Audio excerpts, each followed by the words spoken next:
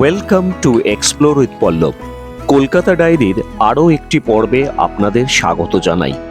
কলকাতা তার সাহিত্য এবং সংস্কৃতির জন্য সারা বিশ্বের মানুষের কাছে পরিচিত। আর কবিগুরু রবীন্দ্রনাথ ঠাকুরকে বাদ দিয়ে তো সাহিত্যের কথা কল্পনাই করা যায় না। সবচেয়ে গর্বের বিষয়, বিশ্বকবি জন্মেছিলেন আমাদের এই কলকাতাতেই। তাই আজ কলকাতা ডায়েরির পৃষ্ঠা জুড়ে থাকবে কবিগুরুর কাহিনী।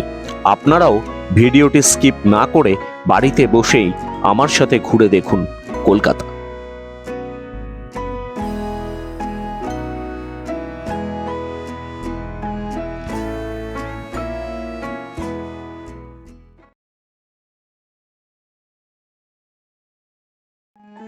বাংলার সাংস্কৃতিক মানচিত্রে জোড়াসাঁকো ঠাকুরবাড়ি একটি উল্লেখযোগ্য নাম।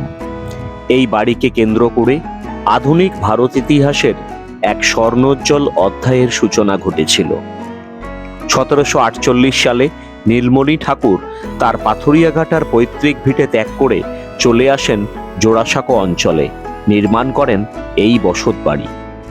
এরপর 3 প্রজন্ম ধরে সমগ্র ভারতবর্ষকে সামাজিক ও সাংস্কৃতিক ক্ষেত্রে নেতৃত্ব দেন জোড়াসাঁকো ঠাকুরবাড়ির 3 উজ্জ্বল জ্যোতিষ্ক, প্রিন্স দ্বারকানাথ, মহর্ষি দেবেন্দ্রনাথ ও গুরুদেব রবীন্দ্রনাথ।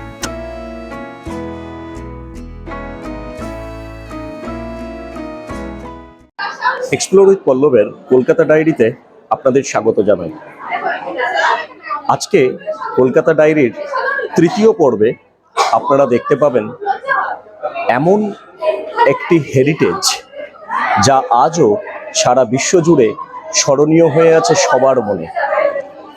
আজ থেকে বহু বছর আগে 1861 সালের 7ই মে বাংলার 25শে বৈশাখ কলকাতার জোড়াসাঁকো ঠাকুর পরিবারে জন্মগ্রহণ করেছিলেন এক উজ্জ্বল নক্ষত্র, যে নক্ষত্র আজ সারা পৃথিবীতে তার উজ্জ্বল আলোয় মোহিত করে রেখেছে গোটা বিশ্বকে।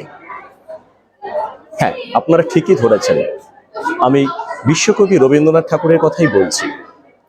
বিশ্বকবি রবীন্দ্রনাথ ঠাকুরের কলকাতার যে বাড়ি জোড়াসাঁকো ঠাকুরবাড়ি, আজ আমি জোড়াসাঁকো ঠাকুরবাড়ি ঘুরে দেখব। 25শে বৈশাখ সকাল থেকেই শুরু হয়ে যায় কবির মূর্তিতে মাল্যদান পর্ব।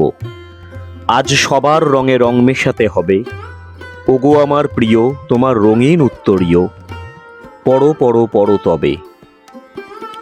রবি ঠাকুর যেমন তার কাব্যগীতি কবিতার মাধ্যমে বিশ্বকে আপন করে নিয়েছিলেন, তেমনি নানা প্রান্ত থেকে মানুষ ছুটে আসেন বিশ্বকবিকে শ্রদ্ধা জানাতে। বাঙালির 12 মাসে 13 পার্বণের মধ্যে 25শে বৈশাখও যেন একটা পার্বণ।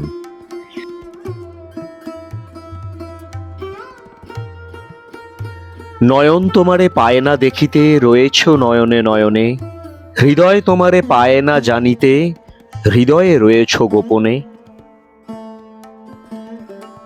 এবার ধীরে ধীরে এগিয়ে চললাম ঠাকুরবাড়ির অন্দরমহলে।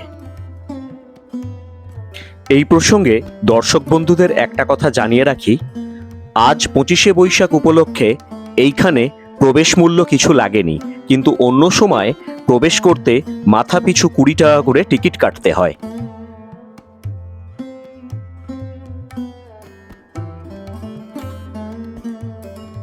এই আসা যাওয়ার খেয়ার কুলে আমার বাড়ি, ভাবলে অবাক লাগে এই উঠোন, এই দালানেই ছোট থেকে বড় হয়ে উঠেছেন কবিগুরু। এখানেই ঘটেছে তার প্রতিভার বিকাশ। আজ সেই জায়গাটাই সচক্ষে ঘুরে দেখছি।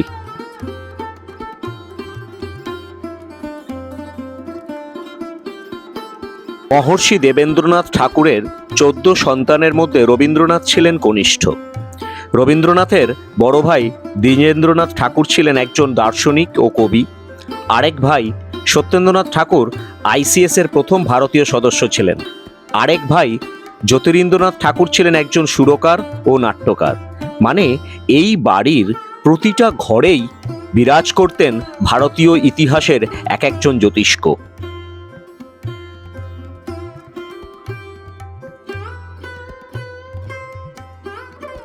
রবি ঠাকুর বড় হয়েছিলেন চাকরদের দ্বারা, কারণ তার মা শৈশবেই মারা গিয়েছিলেন। তরুণ জীবনে ওনার শিক্ষাও সম্পূর্ণ হয়েছিল এই বাড়িতেই। রবি ঠাকুরের যখন 17 বছর বয়স, তখন আনুষ্ঠানিক শিক্ষা গ্রহণের জন্য ইংল্যান্ড পাড়ি দেন।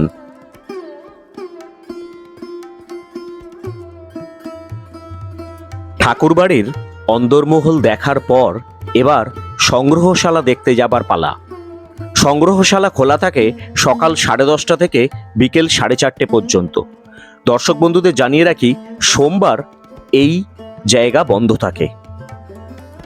সংগ্রহশালার নিচের ঘরে আছে ফটোগ্রাফির টিকিট কাউন্টার। সেক্ষেত্রে আপনারা 50 টাকার বিনিময়ে ফটোগ্রাফির কুপন নিতে পারেন, কিন্তু সেক্ষেত্রে আপনারা ছবি তুলতে পারবেন শুধুমাত্র একতলার। দোতলায় বা মিউজিয়ামের কোনো ছবি আপনারা তুলতে পারবেন না। দর্শক বন্ধুদের জানিয়ে রাখি, 25শে বৈশাখ বিশেষ ছাড়ের কারণে আমি কিছু ছবি তুলতে পেরেছি, সেগুলোই আপনাদের সামনে তুলে ধরলাম।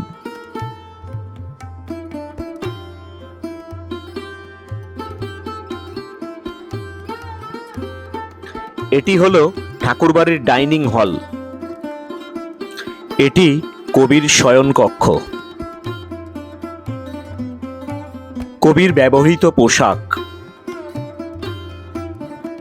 তিনি যে রেলগাড়িতে ভ্রমণ করতেন তার রেপ্লিকা। এটি হলো কবির ব্যবহৃত পদ্মাবটের রেপ্লিকা।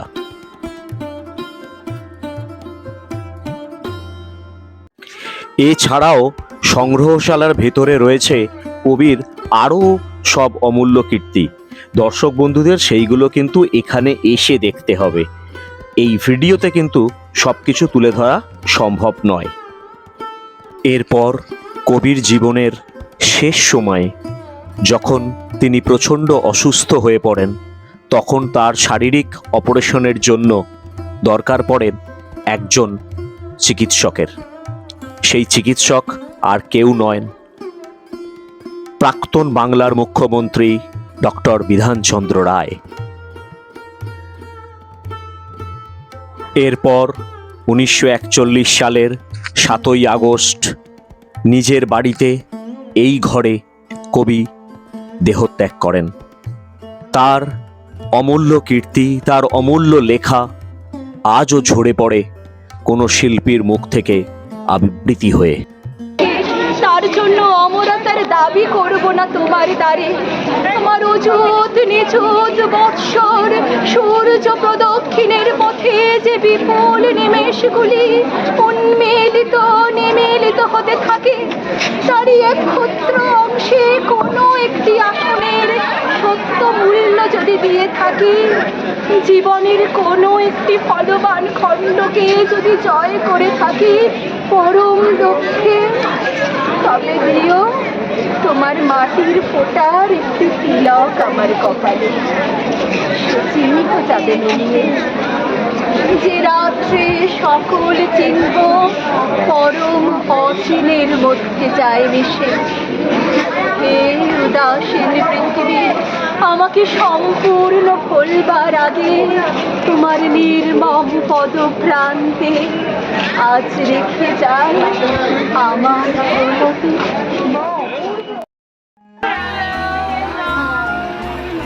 বিশ্বকবির বাড়ি দেখতে এনারা এসছেন সুদূর ফ্রান্স থেকে। পরিচয় হলো এনাদের সাথে। আরো কত বিদেশ থেকে আসে। এই জন্যই বোধহয় কবি বলেছিলেন, আমি চিনি গো চিনি তোমারে ও গো বিদেশিনী। এখন আমার সময় হলো, যাবার দুয়ার খোলো খোলো, হলো দেখা হলো মেলা, আলো ছায়ায় হলো খেলা। কলকাতা ডায়েরির 3য় পর্বে আজকে আপনারা দেখলেন জোড়াসাঁকো ঠাকুরবাড়ি। এইরকম কলকাতা ডায়েরির প্রত্যেকটা পর্বে আপনারা পূর্ব থেকে পশ্চিম, উত্তর থেকে দক্ষিণ কলকাতার কোনো না কোনো একটা হেরিটেজ সম্বন্ধে জানতে পারবেন তার ঐতিহাসিক গুরুত্ব, জানতে পারবেন তার ঐতিহাসিক তথ্য। এইরকম কাছে দূরের নানা জানা অজানা জায়গায় বাড়িতে বসে মানুষ ভ্রমণের জন্য আমার ইউটিউব চ্যানেল এক্সপ্লোর উইথ পল্লবটিকে সাবস্ক্রাইব করবেন। দেখতে থাকুন, ঘুরতে থাকুন আমার সাথে এক্সপ্লোর উইথ পল্লব।